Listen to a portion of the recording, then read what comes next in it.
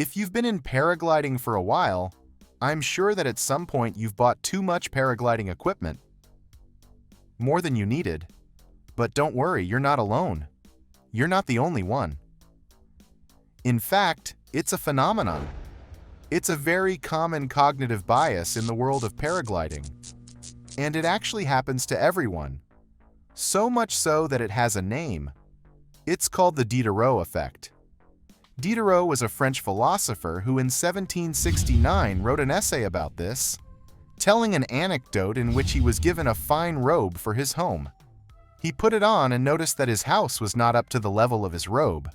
So he started buying some accessories like new curtains, then a carpet. Then he realized that the curtains and the carpet didn't go well with the paint. So he painted his house, renovated his bedroom, renovated his living room, his kitchen, and in the end he spent a fortune. All because of a small impulse, which was the new robe. This can happen to us exactly the same way in paragliding. Maybe, for example, we buy a paraglider in which, even though we're within the weight range, we feel we're a little heavy or a little light, and we think, what if I buy another paraglider where I'll be a bit lighter? Or a harness that feels a bit uncomfortable, and we want another harness in which we can fly more reclined. This creates a kind of vicious cycle of consumerism. The bad thing is that in paragliding, as you know, equipment is extremely expensive. So in this video, I'm going to give you some examples of purchases that you must avoid at all costs to avoid this famous Diderot bias. Different types of gliders. When I started paragliding more than 20 years ago, you only had one paraglider. There was nothing else. If you wanted to do acro, you did acro with that paraglider. If you wanted to go cross-country, you did it with that paraglider. Now, because of the evolution of the sport itself, there's a wide range of specializations. But be careful, with a standard paraglider, you can basically do all kinds of activities. What has happened is that marketing has made these paragliders highly specialized. The most common mistake is buying, for example, a glider only for freestyle or acro when you are not an acro pilot. If you want to do some small maneuvers, learn the basics, or take an SIV course, you don't need a freestyle glider. With a standard glider, a Class A or B, perfect, that's enough. Or for example, buying a hike and fly glider if you don't actually plan on climbing really high mountains. If you only plan on traveling or climbing a small hill, your standard glider is more than enough. You don't need to buy another paraglider for that. There's also a new trend, or a new type of competition called accuracy or precision, which is about landing on a specific point. If you want to compete in an accuracy event, you can do it perfectly with your standard glider. If it's a basic A or B glider, even better, it's easier. Even so, there are brands that release gliders exclusively for accuracy. I don't recommend buying those gliders because they only work for accuracy, and they're paragliders that practically don't fly. Why buy a paraglider that doesn't fly just to compete in a very specific discipline that is not very common, and that is also expensive? They're not cheap gliders. They cost like any other paraglider, around $2,000 to $3,000 depending on who you buy them from. I don't recommend buying that kind of glider. I don't think it's necessary for any pilot to be a world champion in accuracy. And if you want to do it with your standard glider, which is also more honest, because it's harder to do it with a standard glider than with a glider specifically made for this. Paragliding certified helmets. Paragliding certified helmets, to me, are unnecessary because they are extremely expensive and don't offer more protection than, for example, a snowboard helmet, or a bicycle helmet, or a skate helmet. In fact, if any of you have had a paragliding certified helmet, the label clearly says that it will not work for skate, for cycling, or for other sports. Many times a helmet from another sport protects more than a paragliding helmet. Why are they so expensive? Because the specific certification for paragliding is very costly, and that makes the helmet itself, the product, very expensive. Unless it is a helmet that gives you additional protection, like helmets with chin guards. Those helmets are good, but if not, if it's a normal open helmet, I don't recommend it. I don't recommend spending $150 or $200 when a snowboard helmet on AliExpress or Amazon costs $30. Variometers and GPS devices. If your plan is not to compete or do long-distance cross-country flights, and you're also a beginner pilot, you can skip buying a GPS or a variometer, which are quite expensive because your phone, even if it's low-end, can, with an app, replace these devices. They're free. Variometer and GPS apps are completely free and make a sound similar to a real variometer. They are not as precise, true, but if you're a beginner, you don't need high precision. What you need is to get used to flying with that sound and learning to interpret it. When you have more experience or plan to compete, then yes, it could be a viable investment to buy a variometer with GPS, which by the way is not cheap. Their price can range from $500 to $1,000. Harnesses. There is a harness I hate seeing beginners or students buy: Cocoon harnesses, for several reasons. First, they are advanced harnesses that do not offer safety for beginners or low-experienced pilots. These harnesses are hard to get out of, and in case of an emergency or a bad landing, it will be very difficult for the pilot to run with this harness.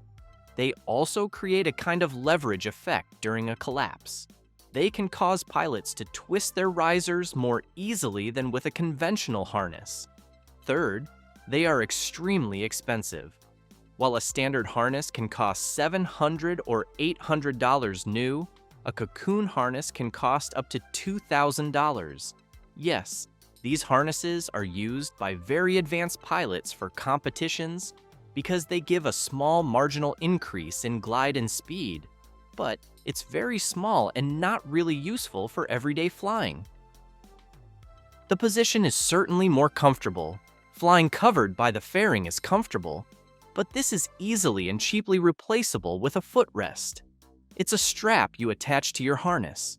Practically all harnesses have hooks to attach one.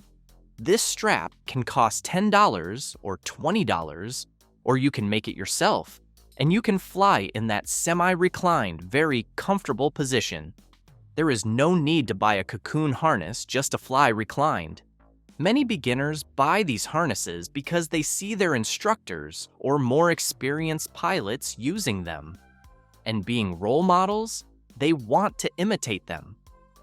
But it is the instructor's duty to tell them that these harnesses are not recommended for inexperienced pilots. I have even seen instructors encouraging students to buy these harnesses, and you see a student flying a Class A glider with a Cocoon harness, which is a contradiction. It makes no sense. So I recommend not buying Cocoon harnesses because they're heavier, harder to transport, and when you want to sell them, their resale value is practically zero because as high-tech equipment, once a new model comes out, nobody wants the old one. Paragliding clothing: jackets, pants, hoodies, caps. If you want technical clothing suitable for adventure sports, outdoor sports, paragliding, go to any specialized store like Columbia, Quechua, North Face, or whichever, and buy clothing there. It's actually recommended. In a later video, I will talk about the recommended clothing for flying. But do not buy paragliding brand clothing from paragliding manufacturers because they are excessively expensive. It's better to buy the most expensive North Face jacket than a paragliding branded jacket.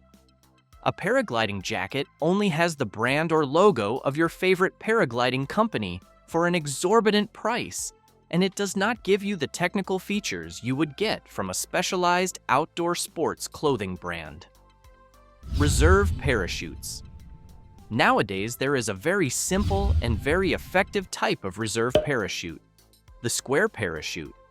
This parachute is affordable, it doesn't cost more than a round one, and it has the advantage that it doesn't pendulum as much when deployed. You'll fall without penduluming. The problem with round parachutes was that the pilot tended to pendulum and might fall hard.